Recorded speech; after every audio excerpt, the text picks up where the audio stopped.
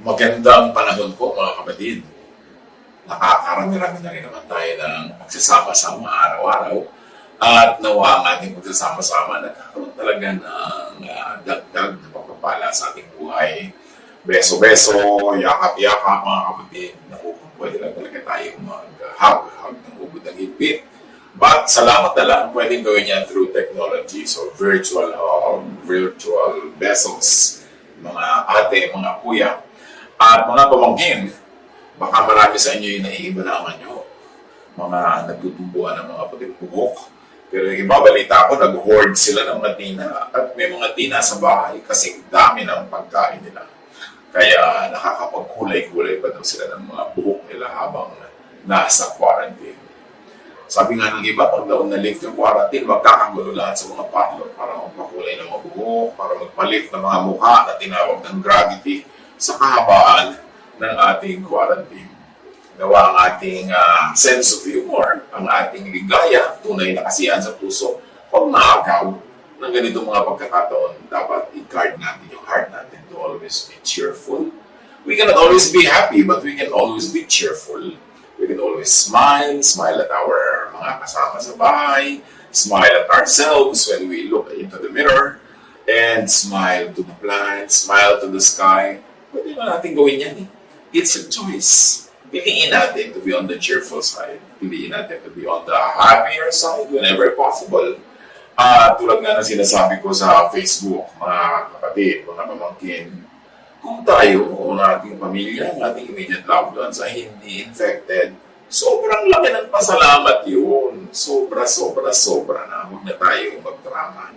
Huwag na nating dagdagan pa yung mga challenges na kailangan nating buhatin at harapin. Napakalaking pasalamat na yun. At yun lang mga na-infect na gumaling o ngayon ay tinitreat, salamat, may treatment na available. Salamat dahil even at the end of whatever we're doing, God is there. At hindi pwede tayong mapag-isa in any step of that journey. Hanggang humarap na tayo sa kanya face-to-face, doon pa rin ang Diyos. So please, appreciate natin kung anong available, kung anong blessing, kung anong nandyan. And let's be happy with the little that we have, the little freedom of movement, sometimes the little choices in what we eat.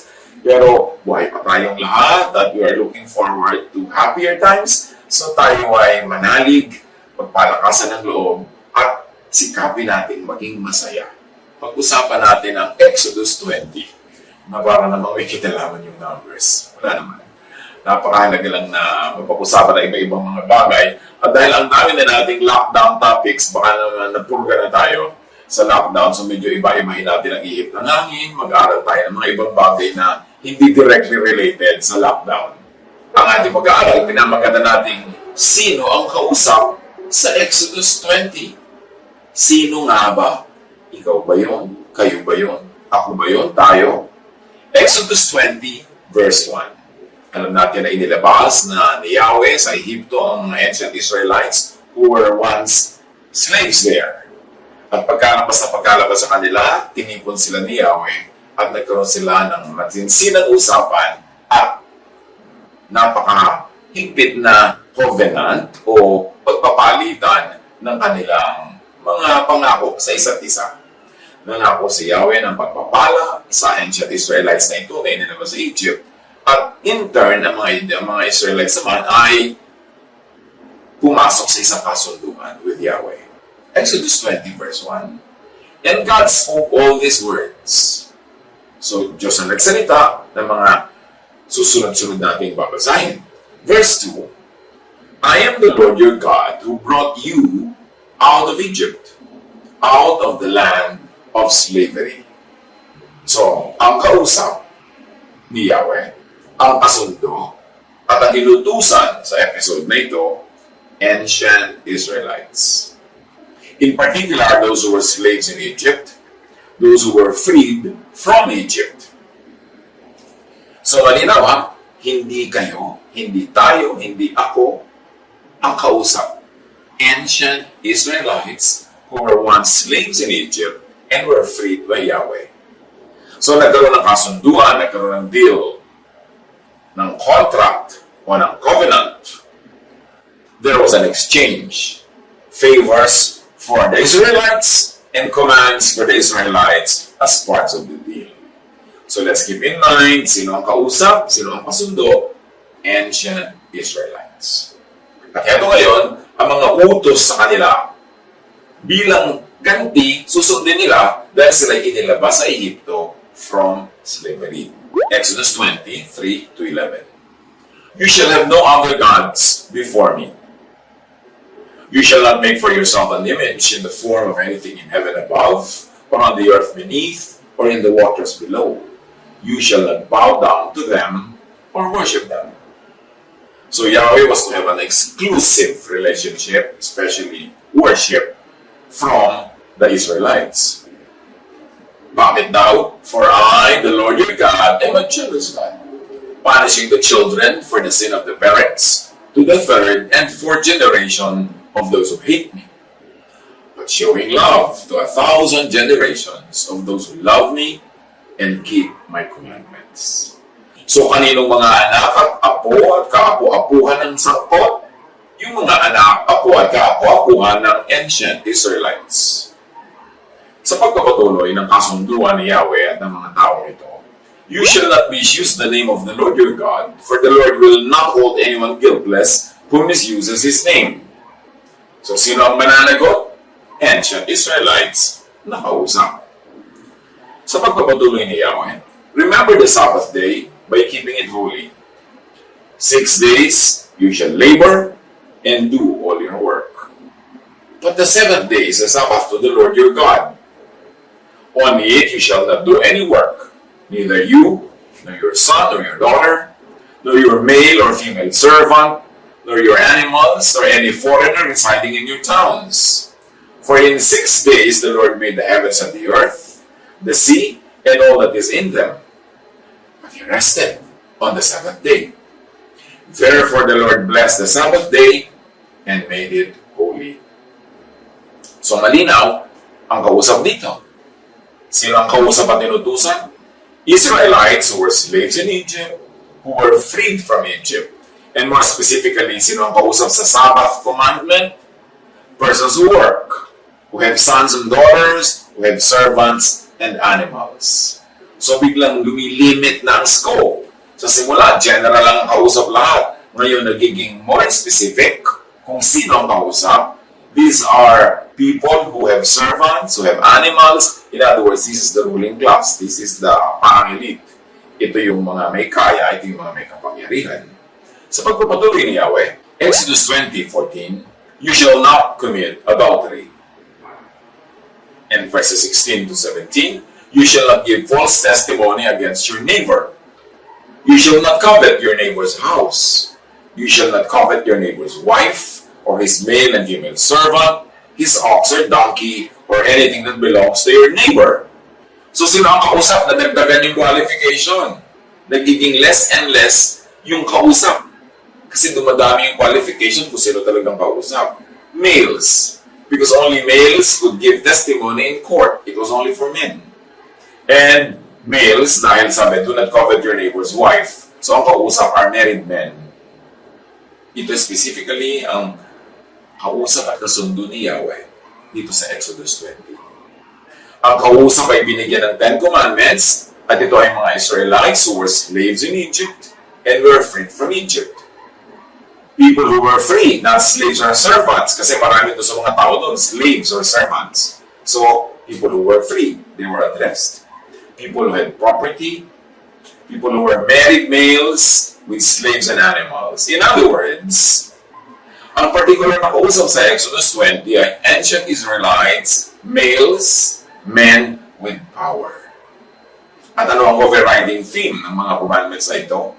Men of power must give rest to those who are under them, their sons, their daughters, their servants, and even their animals. That men of power must be fair and kind to their kapwa-tao, to their equals, and to the weak. So the theme and concern of the second set of the 10 Commandments, kasi yung isang set is a relationship between people and God, at ito naman between people and other people. So the theme and concern of the second set of the commandments was to mitigate to control, minimize abuse of the weak and of animals by men of power. Kita nyo, pati mga hayop protected from abuse. Abuse by men of power. Ano ang challenge sa atin ng pag-aaral na ito ng 2020? Ang Exodus 20. Ang kausap, ang kasundo, ang inutusan sa Exodus 20 ay ancient Israelites. Tanong, kasali ka ba rito? Ancient Israelite ka ba? Naging slave ka ba sa Egypt? Pinalaya ka ba? So ang kausap ay yung mga tao yun. In particular, those who were slaves in Egypt, who were freed from Egypt. So ang tanong ulit, kasali ka ba rito? Ang kausap were males, men with power. Kasali ka ba rito? In addition to the commands in Exodus 20, the Jewish religious system added many more regulations, including those in the books of Numbers, Leviticus, etc. And the 613 mitzvahs or other commandments developed by the priests. Sino ang kausap at inutusan sa ibang books of the Jewish scriptures or what people call the Old Testament? Deuteronomy 4:1, Now Israel, listen to the laws and to the commands that I teach you. Obey them and you will live. So sino ang kausap? Israel. Yung Israel na lumabas sa Egypt. Kasali ka ba rito? Leviticus 1:1-2. So the Lord called out to Moses from inside the meeting tent and said, Tell the Israelites this and that. So ang tanong na naman, sino ang inutusan ng napakaraming detailed instructions sa Leviticus? The ancient Israelites who were freed by Yahweh from Egypt. Tanong, kasali ka ba rito? At kung hindi ka kasali sa inutusan, hindi ka ancient Israelite, hindi ka kaapu-apuhan ng mga ancient Israelite. Eh bakit? Ipinapataw mo sa iyong sarili ang lahat ng iniutos sa kanila na parang sa iyo inutos. Tapos, pipilitin mo ring iutos sa iba at sundin ng iba na parang yung ibang sinasabihan mo ay kasali sa usapan. Bakit sumasali sa usapan ang hindi naman kasali? The Jewish religious system became a very heavy burden for the ancient Israelites themselves. Sila man nabigatan, sila man nahirapan, hindi nila mapasan-pasan ang kutakot-takot ng mga utos na hindi nila matupad-tupad lahat. Luke 11:46, sinagot naman siya ni Jesus. Ito ay sinasagot niya yung mga religious leaders. Pinagpapasan ninyo ng mabibigat na dalahin ang mga tao. At ang tinutukoy nito ni Jesus, yung mga Israelites sa panahon niya, na nagpapasan ng mga ipinapasan ng mga religious leaders mula pa ng usapan sa Exodus 20. Acts 15:10, sabi ni Pedro, Now then, why do you try to test God by putting on the necks of Gentiles a yoke that neither we nor our ancestors have been able to bear? Now, this is a very, very pivotal and a very important verse. Okay, alam na natin na maraming kasunduan si Yahweh at ang ancient Israelites. Ito ay minana ng mga generation to generation of Israelites hanggang dumating sa panahon ni Jesus. At pinalaya ni Jesus ang mga ancient Israelites, modern day Israelites, sa panahon niya, yung modern ng panahon niya, pinalaya niya ang lahat ng mga ito from the law, from all the requirements of the traditions na nagpapabigat sa kanilang buhay. Malinaw yun. Ang linaw ng kay Paul, ang linaw ng kay Pedro, ang linaw ng sa lahat. Pero, noong ang Christianity, o ang paniniwala kay Jesus ay naging more popular, maraming sumapit. Yung mga Hudyo or Jews that were babad sa kanilang mga tradisyon, kay Moses, sa law, hindi nila mabitaw-bitawan yung old system under the law. Kahit tumanggap na sila ng new system under grace and under the love of Jesus. So pinipilit nilang ipasok sa Christianity yung mga kaugalian ng Jewism na pinalaya na nga sila ni Jesus doon. At ito ang bunga ng sinabi ni Pedro. Ito ang nagbunsod kay Pedro na sabihin, bakit ninyo sinusubok ang Diyos? Ba't nyo ginagalit ang Diyos? Bakit nyo ipinapataw sa leeg ng mga Gentiles, hindi mga Jew, na naging Christian, yung mga tradisyon ng ating mga ininunong Jew Nanis sila naman at tayo, hindi natin nasunod. In other words, it was clear to Peter that the ancient traditions of Israel that were given as a condition of the relationship between Yahweh and the people who were freed from Egypt, the people of Israel were already freed by God through Jesus from those very, very difficult to follow na mga tradition at regulasyon. Pero merong mga nag-backslide ng mga Hudyong naging Christian na gusto nilang gawin ngayon na Jewish Christian magkahalo.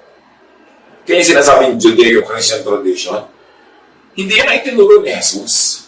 Ang itinuro ni Jesus, purely Jesus.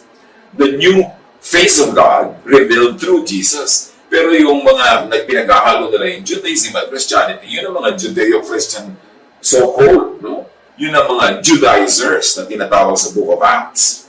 Na yung Christian, gusto nilang i-Judaize para maging Hudyong muli. At sabi ni Pedro, ulitin natin sa Acts 15:10, "Now then, why do you try to test God? By putting on the necks of Gentiles, I hope that neither we nor our ancestors have been able to bear." In other words, bakit nyo tinuturuan maging Hudyo ang mga Gentile na Christians? Kasi kahit nga Jewish Christians, dapat Christian na lang, hindi na Jewish. Jesus set the Israelites free from these back-breaking, suffocating burdens. Matthew 11:28, kaya ang centerpiece teaching ni Jesus, "Come to me, all of you who are weary and burdened of the law, of the tradition, and I will give you rest. Take my yoke upon you and learn from me, not from the Pharisees, not from the teachers of the law. For I am gentle and humble in heart, they are not. And you will find rest for your souls." Sa kanila, pagod lang ang naabot ninyo. "For my yoke is easy and my burden is light, it is loving, but their yoke, their burden is heavy." Ang linaw na itinuturo ng Panginoong Jesus. At yung mga Jewish Christians ay nag-backslide into Jewishness at gusto nilang lagyan ng Jewish flavors of Christianity, sabi ni Pedro, bakit yung ginagalit ng Diyos? Ipapapasa Diyos sa Gentile na hindi man lang naging Jew, yung Jewish traditions na tayo ng mga Jew, hindi natin na kayang dalhin. Then, Jesus introduced teachings that were corrective for the Jews. Ang dami, kinorek niya yung Sabbath. Sabi niya, Sabbath was made for man, not man for the Sabbath. Sinabi niya, libre kayong kainin ng kahit anong bagay, hindi kayo magkakaroon ng kasalanan. Although, clinically, pwedeng marumi yan, pero hindi niya pinaparami ang inyong kaluluwa. Ang mga babae, binigyan niya ng mga ministry, pinahalagahan niya, pati mga bata. Ang mga may sakit, hinawakan niya, hinipo niya, yung mga outcast, tinanggap niya. He was called a friend of sinners and tax collectors. Really, Jesus corrected the Jewish system for the Jews. But Jesus also introduced teachings that were inclusive to Gentiles. Kaya, sabi niya, nung panahon na maraming may ketong, isang hindi Jewish ang pinagaling ng Diyos, si Naaman. Nung panahon na marami nagugutom na byuda sa Israel, yung byuda sa Sarephat ang pinakain niya, hindi mga byuda sa Israel. Sinasabi ni Jesus na hindi tayo, akala nyo, special. Kayo mga Hudyo, hindi kayo, akala nyo, favorite lang ng Diyos. Mahal ng Diyos ang lahat ng tao. So, Jesus introduced teachings that were good for all peoples. Kung nung araw, ang Judaism ay kanila lang, hindi nga pwedeng pumasok sa temple yung mga Gentile, hanggang labas lang sila. Kasi kanila lang yung Diyos. Pero si Jesus, sinabi niya, "You will be my witnesses." Teach. Jerusalem, Judea, Samaria, ends of the earth. Kung yung Judaism ay exclusive lang to the Jews, ang Christianity or ang the way, ang the Jesusness movement, yan ay para sa lahat. Kaya ginawa ni Jesus na available ang Diyos para sa lahat ng tao, hindi lang para sa mga Jews. Matthew 6:6. Sa pagpapalaya ni Jesus sa mga tao from the control of the temple and the religious leaders, itinuro niya, minodel niya, in-exemplify ang pananalangin privately. Kasi kung lagi kang pupunta sa temple 5 times a day para mag-pray, control na control ka ng mga priests doon, ng mga leaders doon. Pati yung agenda ng prayer mo, oras ng prayer mo. So sabi niya sa Matthew 6:6, sa pagtuturo niya kung paano manalangin, "But when you pray, go into your room, close the door, and pray to your Father who is unseen. Then your Father who sees what is done in secret will reward you." What do you call that? Freedom. Freedom to pray whenever you want, whatever you want, as you want, and for what you want. Yun ang Jesus' prayer. Matthew 21, 12 to 13. Pumasok si Jesus sa templo at pinagtabuyan niyang palabas ang mga nagbibili at namimili roon. Ipinagtataob niya ang mga mesa ng mga namamalit ng salapi at ng mga upuan ng mga nagtitinda ng kalapati. Sinabi sa kasulatan, ang aking tahanan ay tatawaging bahay dalanginan, ngunit ginawa niyo itong lungga ng mga magnanakaw. So anong ginawa dito ni Jesus? Binigyan niya ang mga tao ng freedom from sacrifices. Because you always had to go to the temple to make sacrifices for your sins. Bibili ka ng hayop, magdadala ka ng hayop, at yung dugo iaalay doon, yung karne, kakainin ng mga priests. Merong part na iaalay kumari sa Diyos, pero sila din naman nakakain nun. So ano nangyayari? Ang mga tao obligadong laging bumili ng mga hayop, magpunta lagi sa templo, control sila, hindi sila makalayo kasi pupunta sila lagi, araw-araw, and then may mga piyesta, pupunta sila. They were under the shadow of the temple. And Jesus, by driving away all of these merchants, sinimulan niya talaga yung work niya na matatapos sa cross at sa kanyang pagkabuhay na muli, ang pagwawakas ng function ng temple as a sacrifice center. Ang pagwawakas, ang pagbili at pangangalakal ng mga pagbabayad ng mga kaligtasan at pagpapatawad ng Diyos, pinakasan niya ang franchise ng mga priest to stand between God and people. So pinalaya na naman niya, pinadali, pinaluwag na naman niya. Kasi lahat ng ministry ni Jesus, pagpapalaya, pagpapaluwag, pagpapadali. Kaya sabi niya, I'll give you rest. Mark 7:9. And he continued, si Jesus, kausap niya yung mga religious leaders, you have a fine way of setting aside the commands of God in order to observe your own traditions.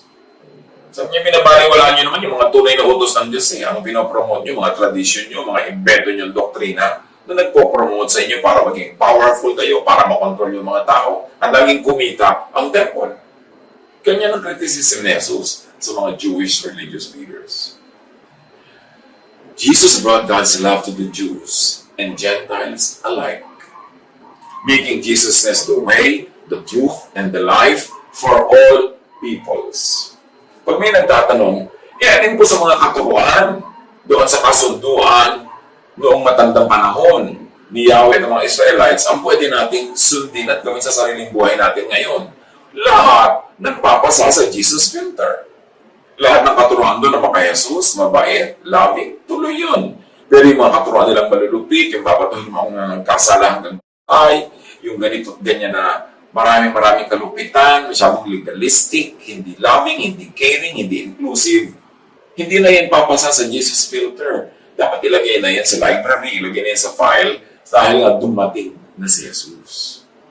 Needless to say, all ancient Jewish teachings, accepted and repeated by Jesus, not contradictory to the teachings of Jesus, in harmony with Jesusness, are universally effective for all and on all peoples, especially Jesus believers.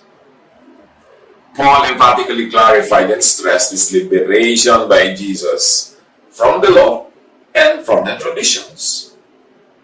Acts 13:39, through him everyone who believes is set free from every sin, a justification you were not able to obtain under the law of Moses. So, dalawang paraan yan kung bakit napapalaya ang tao sa kasalanan. One, i-consider na nagkasala pero patawarin. Or two, cancel ang mga law that makes people sinful, therefore wala kasalanan. In both cases, lumalaya ang tao sa kasalanan, sa kaparusahan ng kasalanan, at sa guilt na dala-dala ng kasalanan. Romans 10:4, Christ is the culmination of the law, so that there may be righteousness for everyone who believes. Nagwakas na daw kay Kristo ang batas, ang law. Kaya lahat ng mananalig, declared righteous na. Either forgiven, first of all, counted as sinner, then forgiven, or the law is cancelled, therefore, walang lawbreaker. Therefore, walang kasalanan. Free na rin. But even some early Christians pushed the re-Judaization agenda, even in the Jesus movement or the early church. Yan ang sinasabi natin. Maagang-maaga pa lang, kaakyat-akyat pa lang ni Jesus sa langit, nagsisimula pa lang ang Jesus movement, yung the way, May mga Hudyo na naging Christian, tapos ipinilit nilang ipasok ang Judaism sa loob ng Christianity, kaya nagkakagulo. Acts 15:1. May dumating doon na ilang tao mula sa Judea at nagturo sa mga kapatid. Kapag hindi kayo nagpatuli ayon sa kaugaliang itinuro ni Moses, hindi kayo maliligtas. Imagine that. Sariwang-sariwa pa ang teaching ni Jesus. Buhay na buhay pa ang mga original disciples. Meron nang nagbabackslide at ibinabalik na si Moses. Pati circumcision. Kasama na ngayon sa kaligtasan ng circumcision. Walang-wala yan sa teaching ni Jesus. Judaism crept back into Christianity. Then and now. Ang dami-daming forms of Christianity ngayon, hindi talaga 100% Jesus-ness. Pinaghalo-halo Moses-ness, Law, Pharisees, at Jesus. Kaya nakakalito. Acts 15:5. Then some of the believers who belonged to the party of the Pharisees stood up and said, "The Gentiles must be circumcised and required to keep the law of Moses." Can you imagine this? May mga Pharisees na naging believers. Pero siyempre, namamayagpag pa rin sila. Sanay silang leader, sanay silang lagi nagsasalita. So, pinipilit nila na yung mga Gentile na hindi naging Hudyo, hindi kahit kailanman naging under the law of Moses at hindi kailangan i-circumcise. Ngayon na naging Christian, kailangan muna rin sila maging Jew. So, kailangan na rin magpa-circumcise kahit ang tanda na. At hindi lang yun, susundin ang lahat ng law ni Moses. This actually dominated post-New Testament era Christianity. Sadly, yung mga teachings ni Jesus, ang dami doon na tabunan, bumalik yung law, bumalik yung tradition, na mayagpag naghari yung mga Judaizers. At sa dahil ng nalibu-libong taon ng Christianity, naghari sila. Binalik ang mga babae under domination, ang dami-dami nilang mga Old Testament laws, na pinairal uli ang napakahigpit na pag-observe ng Sabat, pinairal uli ang napakahigpit na dietary laws, na parang hindi nangyari si Jesus. Na parang hindi pinalaya ni Jesus sa mga tao mula sa kung ngayon, ibinalik lang nila, hinaluan ng konting Christian flavor, at yan ang nangyari sa historical Christianity. Acts 15:20-21. Noong ang mga Gentile believers sa malayo ay nagtanong kung anong gagawin nila sa kanilang mga daily issues dahil nga nagkakagulo between pure Jesus-ness at inihahalong mga Jewish traditions and laws. Ito na pagkasundoan ng council sa Jerusalem. Sa halip, sabi nila, sulatan natin sila, sabihin mo kung kumain ng anumang inihandog sa Diyos-Diyosan. This is Judaization. Nilinaw na ni Paul, kahit ano pang nangyari dyan, basta kainin mo with a clean conscience, pray for it, and it's okay. Pero itong council sa Jerusalem, nag-practice ng re-Judaization. At ito pa tayo susulat, huwag makikiapid. Well, that's fine, that's Jesus-ness. So you see, magkasama yung Judaization and Jesus-ness. Huwag kakain ng hayop na binig. This is re-Judaization. At huwag kakain ng dugo, re-Judaization. Sabi, kaya pinaghahalo nila yung kalayaan na itinuro ni Jesus at ito'y ineko na malinaw ni Paul, inihalo nila sa dating kaugalian nila at mga tradisyon, kaya na-re-Judaize ang umuusbong na Jesus-less movement. At sa pagpapatuloy ng Acts 15:20-21, sapagkat mula pa ng unang panahon, sabi nila, ang kautusan ni Moises ay binabasa sa mga sinagoga tuwing araw ng pamamahinga at ang aral niya ay tinuturo sa bawat bayan. So inimpose nila ito. This is super re-Judaization. That is why Peter spoke against it. Sabi ni Pedro sa Acts 15:10, "Now then, why do you try to test God? By putting on the necks of Gentiles a yoke that neither we nor our ancestors have been able to bear." Bakit ninyo iniaatang sa mga mananampalataya ang isang pasaning hindi na kayang dalhin ng ating mga ninuno at hindi rin natin kayang pasanin? Peter wrote about it, but Paul was livid about it. Galit na galit si Paul. Kasi pagtalikod niya yung kanyang church sa Galatia, siningitan ng mga people from Jerusalem at tinuruan ng Judaism muli. Ibinabalik nila yung law at kung ano-ano pa. Nung nabalitaan niya ni Paul, sumulat siya at siya ay talagang galaiti. Galatians 3:1-3, "Mga hangal kayong mga taga-Galatia, sino ang nagayuma sa inyo? Sino ang nakagayuma sa inyo? Maliwanag na ipinahayag na sa inyo kung paano namatay si Jesucristo sa krus. Sabihin nga ninyo, tinanggap ba ninyo ang Espiritu sa pamamagitan ng mga gawa ayon sa kautusan? O sa pamamagitan ng inyong pananalig sa inyong narinig tungkol kay Kristo? Talagang napakahangal nyo. Nagsimula na kayo sa Espiritu at ngayon nais pa ninyong magtapos sa pamamagitan ng inyong sariling lakas. Nakaunawa na sila ng salvation by grace, babalik pa sila sa salvation by works.